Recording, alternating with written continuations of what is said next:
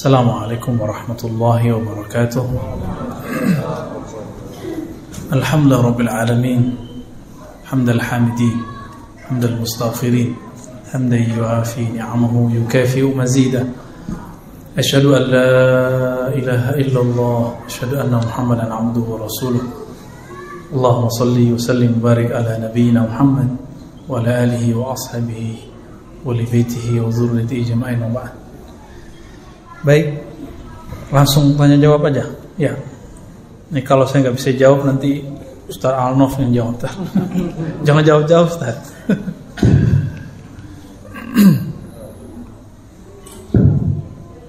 Ya, fadhal. Assalamualaikum warahmatullahi wabarakatuh. Assalamualaikum. Yang hormati, kami ingin bertanya ini bahkan yang telah kami lakukan, karena selama ini kita namanya dalam Ramadan itu melaksanakan sholat tarawih berjamaah. Jadi tarawih yang selama ini kita laksanakan itu kan 8 rakaat. Ya. Katanya ada 20 rakaat, ada 36 rakaat dan seterusnya. Jadi mana yang sebetulnya sesuai dengan syariat kita di Ahlus Sunnah wal Jamaah. Terima kasih. Sejauh ini kita mengkaji kitab Ahlus Sunnah fikih ya. Ini pertanyaan fikih. Persoalan tarawih belum pernah muncul kecenderungan sholat 8 rakaat sampai datang pengarang kitab Subulus Salam, lalu Al-Mubarakfuri belakangan. Pengarang kitab Subulus Salam bukanlah Ahlus Sunnah murni, dia bercampur dengan Syiah Zaidiyah, diajarkan di pesantren-pesantren. Katanya antum anti Syiah, ya kitabnya diajarin, berarti nggak paham Syiah. Dulu saya dibentak guru saya Pak untuk beresin dulu baca kitab Ahlus Sunnahnya baru pindah ke kitab Syiah. Habis baca beli kitab Syaukani, Son'ani, ditegur sama Maulana Syekh Hasan itu. Apa kata beliau? Ente apa-apaan? Hal ikhtatamta bi Sahih Bukhari wa Syuruhil Bukhari? Kamu udah baca belum Sahih Bukhari? Syarahnya Sahih Bukhari, Sahih Muslim, syarah Sahih Muslim. Gak usah jauh-jauh, syarahnya Nawawi deh, syarahnya Ibnu Hajar, kan sekarang udah diterjemah. Dan ajibnya yang nerjemah bukan Aswaja, yang nerjemah teman-teman Salafi. Itu kan berkah buat kita. Ya, antum gak perlu capek-capek nerjemah kan? Ya saya nggak tahu kalau di dalamnya ada pengurangan, penambahan, kan belum ngecek. Saya nggak baca terjemahannya Pak.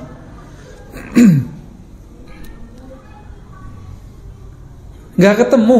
Coba antum kalau ketemu hadis, pasti hadis palsu bahwa Nabi sholat 8 rakaat di bulan Ramadan. Ya, nggak ketemu. Itu kalau secara fikih kan begitu gayanya, kasar Pak. Ya, bahasanya begitu. Nggak ada, ya udah selesai. Makanya sampai hari ini yang bertahan di Haramain Makkah dan Madinah cuma 20 rakaat. Itulah amal Sayyidina Umar. Di zaman Amirul Mukminin Umar bin Abdul Aziz dia tambah. Nah, ini yang kemudian dipakai oleh Imam Malik dulu 30-an, 36. Ini menunjukkan bahwa tidak ada angka pasti batasan dari tarawih. Jadi sebenarnya boleh nggak 8? Dia boleh aja. Cuma masalahnya Ahlus Sunnah nggak ada yang begitu aslinya. Setelah nyusup Zaidiyah, kemudian kelompok-kelompok Asyariyah yang udah gabung macam-macam, nggak jelas mazhabnya, mazhab gado-gado, muncullah sholat 8 rakaat, 11 rakaat itu. Dan yang paling aneh, Syekh Albani rahmatullah alaih. Ini kita masih doain dia loh, tanda kalau kita nggak benci dia. Ya. Apa katanya? Dalil sholat tarawih itu adalah Nabi, kata Sayyidah Aisyah, sholat malam Ramadan itu 11 rakaat, begitu juga di luar Ramadan. Hadisnya kan sahih. Ini kita pernah bahas 2 tahun yang lalu.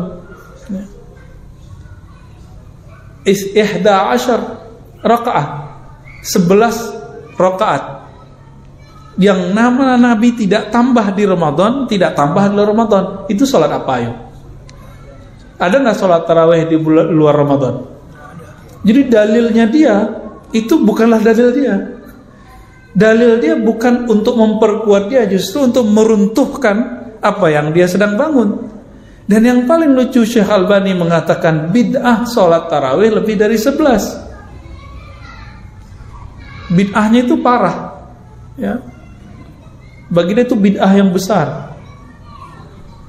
Padahal dalil yang dia pakai apa? Hadis sholat apa yang 11 rakaat di luar Ramadan? Ada nggak tarawih bulan ini? Nggak ada. Nabi sholat malam 11 rakaat di bulan Ramadan. Wa fi ghairihi, di luar bulan Ramadan. Itu sholat apa? Sholat witir.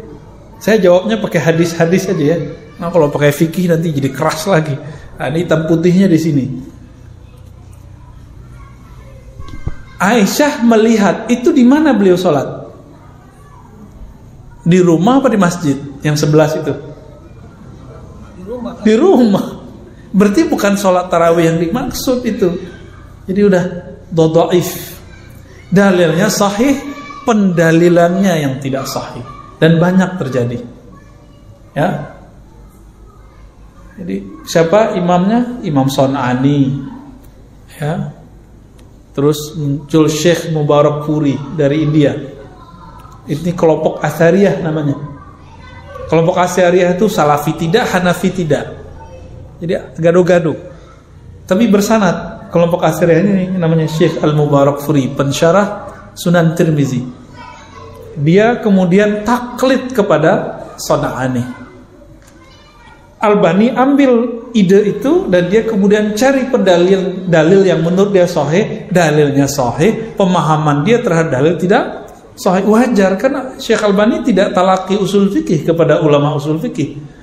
Maka ketika dia beristidlal nggak nyambung. Banyak nggak nyambung. Kitab pertama dia tentang larangan sholat di masjid yang ada kubur kiri kanan samping. Itu pendalilannya nggak sahih, dalilnya sahih.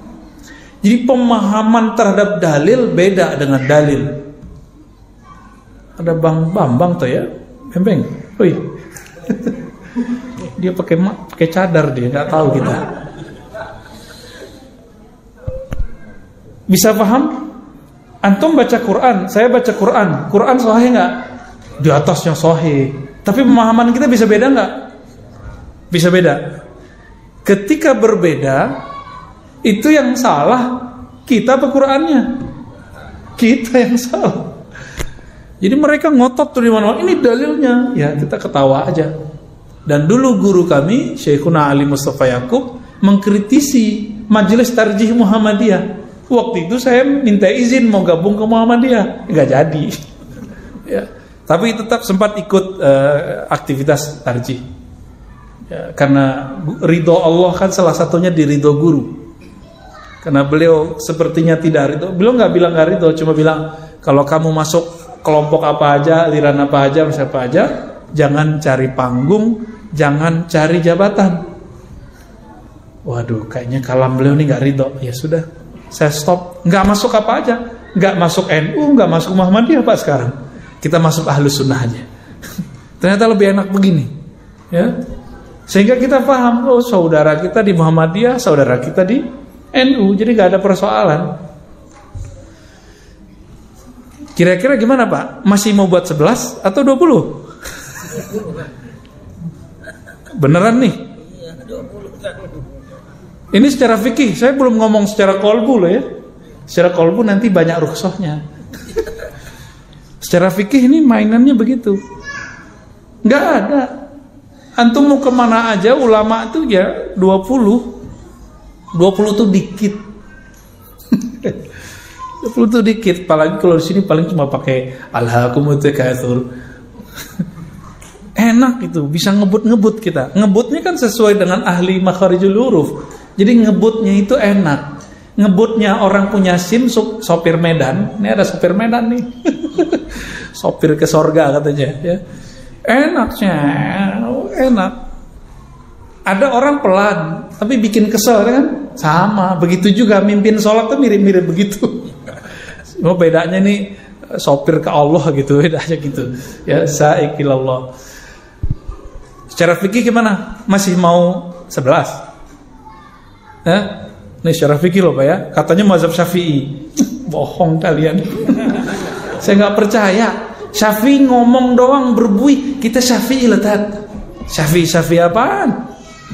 Diajak sholat 20 aja nggak mau. Nggak ada mazhab yang 4 sholatnya 8-11 itu nggak ada. Semua mazhab ittifaq semua. Dan itu ijma' paling besar dalam sejarah sahabat Nabi, bahkan sejarah umat Islam. Disebut itu ijma' qauli wa fi'li wa sukuti. 3 ijma'. Jadi ijma' itu ada 3 dan itu gabung semua di sholat tarawih 20 rakaat. Ini yang mau dihantam Syekh Albani, ya sama kayak kita mau ngancurin gunung pakai palu. Itu yang dia lakukan dari bukunya tentang sholat tarawih. Jadi kalau mau sholat tarawih 20 sama 11 bukan kata jamaah, kata ulama. Gimana jamaah? Kita 11 sama 20. Jamaah kan pemalas, yang milihnya 11. Kalau ulama jawabnya, kalau ulamanya billah, yang dia kenal Allah, takut kepada Allah, dia nggak ala selera jamaah. Dia seleranya selera Allah Rasulullah. Ilmunya kan begitu. Loh Ustadz, ini kok jadi saklek kan? Ini perbedaan. Lah kita udah jelasin nggak ada mazhab fikih yang 4 ngomong begitu. Itu di luar fikih yang 4. Mazhab Zaidiyah, emang Ahlussunnah? Kan enggak. Asariyah itu enggak terikat dengan mazhab mana aja dia. Itu Mubarakfuri. Kelompok Asariyah itu muncul di India, Pakistan, Bangladesh. Bersamaan dengan munculnya jemaah tabligh di sana, itu bareng tuh. Barengan semua Pak. Di Indonesia muncul NU Muhammadiyah. NU menyatakan bermazhab 4, faktanya cuma 1 Syafi'i, ya kan? Coba nggak kunut di masjid NU, bisa nggak diundang lagi Ustaz Alnof. Itu cuma ADART aja, sama kayak PRT di kita, Persatuan Tarbiyah Islamiyah. Kalau di PRT hitam putih aja udah, kita mazhab Syafi'i aja. Iya satu aja. Al-Wasiliyah juga sama, ya. Wasiliyah kan sama. Dayah-dayah di Aceh kan PRT juga kebanyakan kan sama, satu aja deh gitu. Saya teringat kalam guru saya, Syekh Badi Said Al-Laham. Apa kata beliau? Masih hidup Pak sekarang. Kamu kalau bahas satu mazhab saja akan menemukan semua mazhab di dalamnya. Jadi di mazhab Syafi'i itu ada loh mazhab gak berkunut Pak. Ada mazhab, kita kan ngira kalau sholat itu tasyahud akhir kakinya harus kayak bapak ini. Ya nggak mesti begini. Ini cuma salah satu yang sempurna. Boleh begitu tuh, duduk iftiros tuh boleh. Boleh kunut, boleh gak kunut juga sebenarnya. Karena kunut itu artinya doa. Diri aja lama-lama pas ruku, pas i'tidal itu udah kunut namanya. Ada Pak kalam begitu. Di mazhab Syafi'i ada yang menyentuh perempuan gak batal, Imam Romli. Tapi kan gak dianggap sebagai perwakilan mazhab Syafi'i. Tapi gak ada di mazhab Syafi'i, mazhab Hanafi, mazhab Maliki, mazhab mana-mana.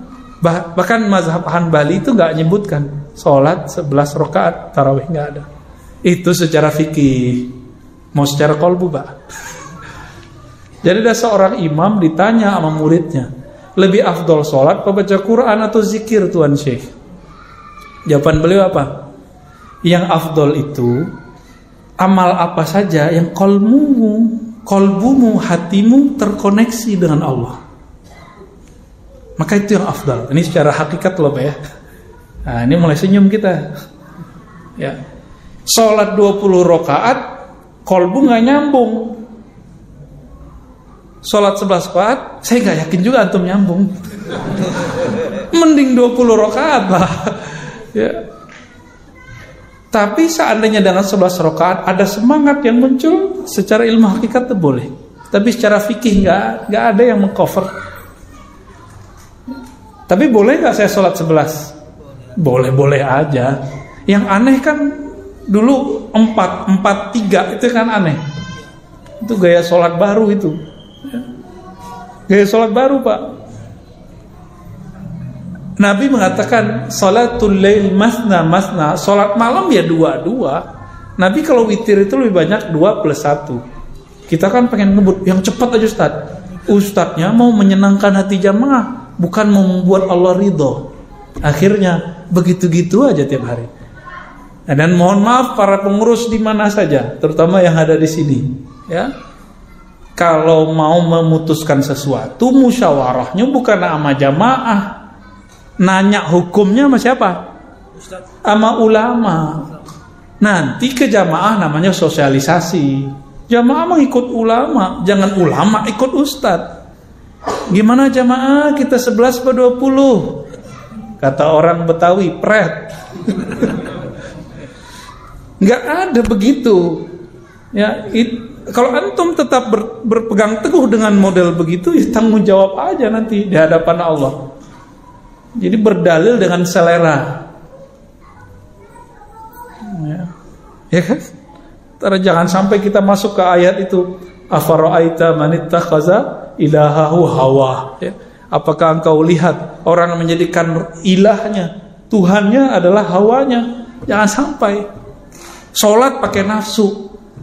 Nafsu kita lagi pengennya 11 aja deh gitu. Sama yang bikin 20 juga jangan nafsu. Kita nih Syafi'i Ustaz, harus 20. Mau yang 11 apa sikut, nah itu nafsu juga. Enggak usah begitu. Udah kalau udah begini jamaah mau bilang apa? Antum tanggung jawab. Yang bilang 11, kita 11 Ustaz belum lahir udah 11 gitu. Loh emang kapan dia lahir? Kapan kita lahir? Jadi dulu saya dibentak sama seseorang begitu. Kamu belum lahir, saya belum lahir udah 11. Ya saya tanya, Bapak lahir di mana? Ya. Di mana Bapak lahir? Di kolong jembatan kali. Ya.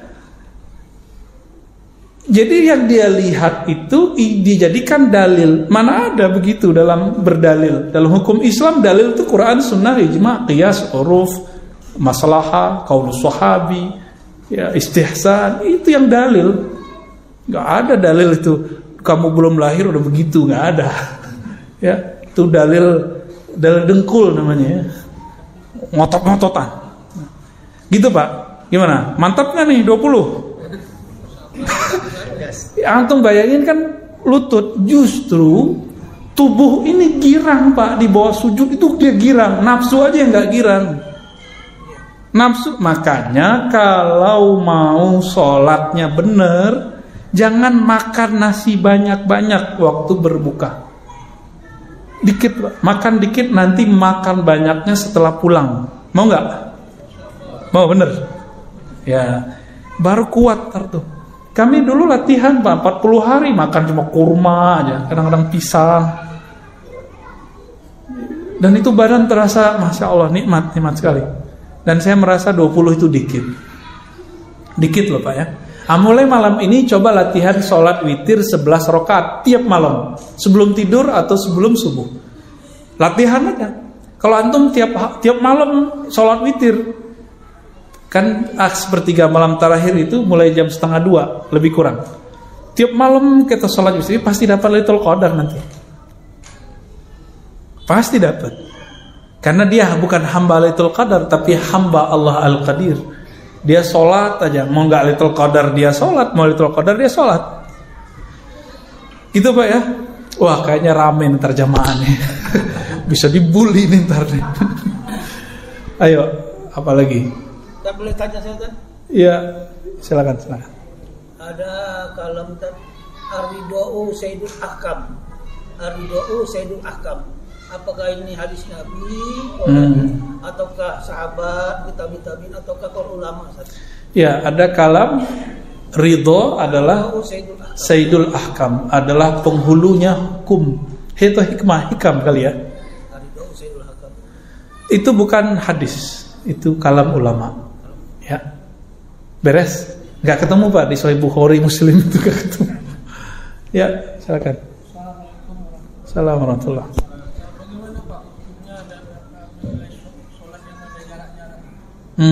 Ya. Sholat itu wajib. Jadi sebenarnya tumakninah itu artinya bukan gerakan yang tenang. Tumakninah itu ketenangan di hati. Itu bagi saya rukun. Jadi kalau kita baca matan takrib, itu rukun lebih dari 13. 13 itu kan setelah dirukhsah buat kita-kita ya oleh ulama mutaakhirin ya, jadinya 13 itu. Ada namanya tumakninah. Ketenangan itu muncul kalau nggak ada was-was. Maka secara hukum zahir mesti kita rapat. Tapi karena ada was-was virus, daripada sholatnya kemudian gak ingat Allah, ingat kaki mulu. Kalau dulu orang ngejar-ngejar kaki, Pak. Ini korban nih semua nih, yang senyum nih korban nih. Sekarang orang pada menjauh dari kaki, ya kan? Dia juga orangnya. Ini gimana? Ad-darurat tubihul mahzurat. Itu dalil paling pamungkas. Karena darurat boleh. Nah, itu versi MUI ulama. Kalau versi saya sederhana. Ya. Versinya sederhana. Rapat shaf itu rukun atau sunat? Masuk gak ke rukun? Gak masuk. Makanya sawu sufukum wa'tadilu. Fa inna taswiyatas sufuf min tamamis shalah. Rapatkan shaf, luruskan, karena itu bagian dari kesempurnaan, berarti bukan dari kewajiban. Disitulah ulama kita kemudian membolehkan merapatkan jika di musim-musim zona merah. Ini Pekanbaru nih zona apa nih? Zona gado-gado ya, pelangi. Ini dari sini kuning, hijau gitu. Ntar di luar dikit merah gitu ya. Gitu Pak ya. Jadi nggak usah khawatir. Bapak kalau masuk ke masjid yang begitu, nggak usah nyari-nyari kaki orang. Nanti begini Pak sholat di antara kakinya ya. Kasihan. Dulu aja udah kasihan kan. Ya, tafadhal. Ada lagi? Ya, tafadhal. Takdir. Apakah kita ini ditakdirkan para ustaz sebelum kita takdirkan udah tertulis dalam mahfuz misalnya? Oke. Jadi apakah memang udah tertulis dalam mahfuz itu misalnya di surga atau di neraka gitu? Okay. Atau ada dua buku misalnya, kalau kamu pilih jalan ini kamu ke surga, kalau kamu pilih jalan ini, dan itu pun kan atas kehendak Allah. Iya. Pakai hadis Muslim aja ya, hadis Bukhari. Itu ada di Arba'in juga. Jadi Nabi bersabda, "Fa walladzi nafsi biyadihi, fa wallahi alladzi la ilaha ghairu." Demi Allah yang tiada yang disembah selainnya. Inna ahadakum la ya'mal bi amali ahli jannah. Kamu ini ada yang soleh seperti ahli surga. Antara dia dan surga cuma satu jengkal. Fayasbiqu alaihil kitab. Tapi ketentuan telah dahulu tertulis. Faya'mal bi amali ahli nar fayadkhuluha. Lalu dia beramal dengan amal ahli neraka dan mati dalam keadaan itu, mati masuk neraka. Hadis ini ditentang oleh kelompok Mu'tazilah. Itu sebabnya mereka tidak percaya kepada rukun ke-6, takdir baik dan buruk. Takdir ini kan Allah nyuruh nulisnya ke siapa? Ke Al-Qalam. Apa kata Nabi? Awwalu ma khalaqallahu al-qalam. Yang pertama Allah ciptakan di bawah aras maksudnya, itu adalah Al-Qalam. Kolam, bukan kolam bahasa Minang, Pak. Kolam bahasa Minang apa? Iya. Bukan, kolam bahasa Minang gelap. Kolam ada lagi tak? Ya. Bukan itu. Al-Qalam ini nanya. Jadi di riwayat itu disebutkan uktubi, nulislah wahai qalam. Lalu dia nanya, saya nulis apa ya Allah? Masih nanya aja deh. Ya. Maka Allah kata, uktub bismillahirrahmanirrahim. Uktub bismillah. Dia bertanya begitu. Menurut ulama-ulama ahli qalbu, ahli hakikat, itu pertanyaannya membuat dia punya dua cabang di kepalanya.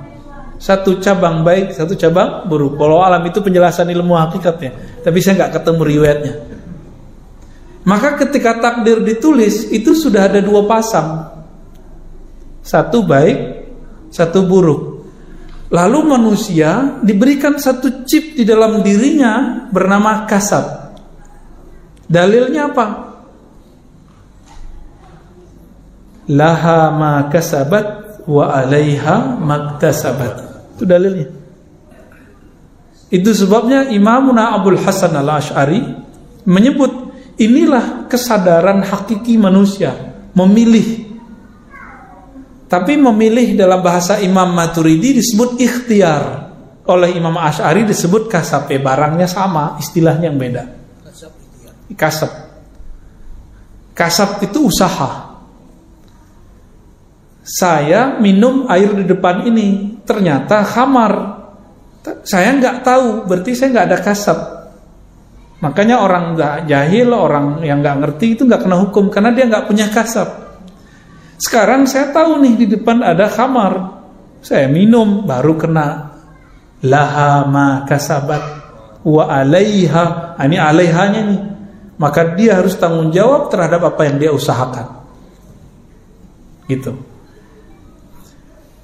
Dan yang jarang dibahas orang, takdir itu ke sifat Allah, sifat mana? Wujud, qidam, baqa, atau yang kemana? Ilmun, hayat. Orang jarang bahas kan? Jarang bahas, Pak. Jadi ternyata takdir itu adalah buah daripada kudrah dan iradah dua. Apa arti kudrah? Kudrat, iradat, gitu orang kita nyebutnya. Kudrah kekuasaan Allah, iradah kehendak Allah. Kudrah iradah Allah ini berlaku secara umum. Tapi al-qalam di mana? Al-qalam itu kan di Sidratul Muntaha. Di atas Sidratul Muntaha takdir nggak berlaku. Kudrah iradah Allah itu berlakunya ke bawah. Di atas itu bernama Arash. Ar-Rahman al-Arsy istawa. Ini yang disebut sifat jaiz. Allah sifat jaiznya adalah sifat rahmannya, sifat rahmah. Jadi Allah itu punya sifat yang bukan kudrah, bukan iradah. Kalau pakai kudrah iradah, orang milih yang baik dia jadi baik, orang milih buruk dia jadi buruk. Tapi kalau pakai rahmannya Allah, itu tadi yang ridho. Jadi kita tadi ngaji bab ridho itu bukan ngaji takdir, itu ngaji yang di atasnya takdir. Gak berlaku takdir di situ. Inilah yang disebut dalam hadis Imam Ahmad, hadisnya sahih, bahwa al-mutahabbuna fiyya, orang-orang yang cinta kepadaku itu yaghbituhul anbiya wasyuhada. Para nabi, para wali, para syuhada itu pada iri karena Allah spesialkan mereka itu nanti. Jadi mereka, kalau kita ini cuma ke kudrah iradah yang kita cari pahala, hindari dosa, sorga, hindari neraka. Tapi kalau bab ridho, enggak. Sampai muncul kalam ulama-ulama para pecinta. Apa kata mereka? Ya Rabb, seandainya engkau lemparkan aku ke neraka, enggak apa. Yang penting kau ridho. Emang ada orang yang diridhoi lalu disiksa, ada enggak? Kan enggak ada. Itulah bermanja-manjanya ulama. Ulama tuh malu minta surga, Pak. Kalau Nabi nggak ngajarin minta surga, mereka nggak minta surga. Kalau Allah nggak bilang, ya, wa basyiril ladzina amanu wa amilus solihat anna lahum jannatin tajri. Kalau nggak ada ayat ini, itu para ulama malu minta surga. Kenapa? Udah ridho Allah pasti ngasih yang baik gitu. Orang tua sama anaknya pasti ngasih yang baik nggak? Ada orang tua nih marah, udah pergi kalian, suka-suka kalian.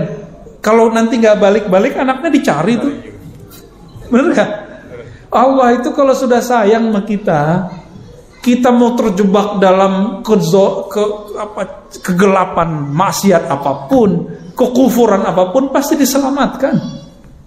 Pasti diselamatkan. Itulah namanya roja, harap.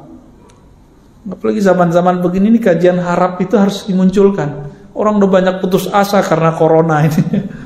Padahal corona nggak corona sama aja, di hati yang harus sama. Dunia ini emang begini. Ibnu Athaillah itu marah sama muridnya. Muridnya ngeluh, kok perjuangan kita begini Tuan Syekh? Kok dunia begini? Apa kata beliau? Kalau nggak dunia ya nggak begini. Kalau nggak dunia ya nggak ada masalah. Kalau nggak dunia nggak akan ada pergesekan antara ulama-ulama, ustadz-ustadz, teman dengan teman, mursyid dengan mursyid. Nggak akan ada. Ini dunia, Pak. Jadi siapa yang mencari kehidupan damai, sentosa, abadi selama-lamanya di dunia, itu ngayal namanya. Namanya umniyah. Ya, tulul amal, lama-lama jadi tolol amal.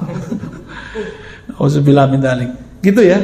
Jadi minta ridhonya. Nanti mau takdirnya apa Allah beresin. Karena takdir itu ada limit, baik buruk. Kalau ridho nggak ada limitnya.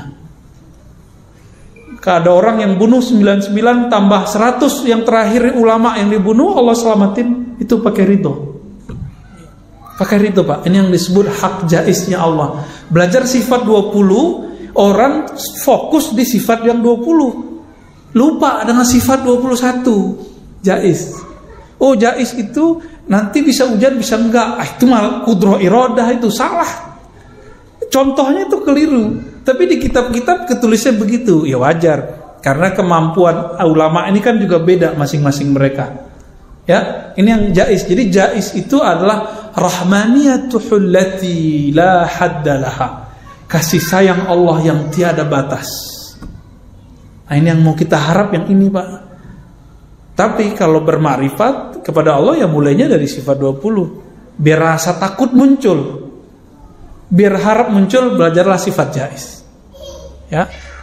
Jadi kenapa orang sudah belajar sifat 20 masih kaku? Ya karena gak paham sifat jaiz yang 21.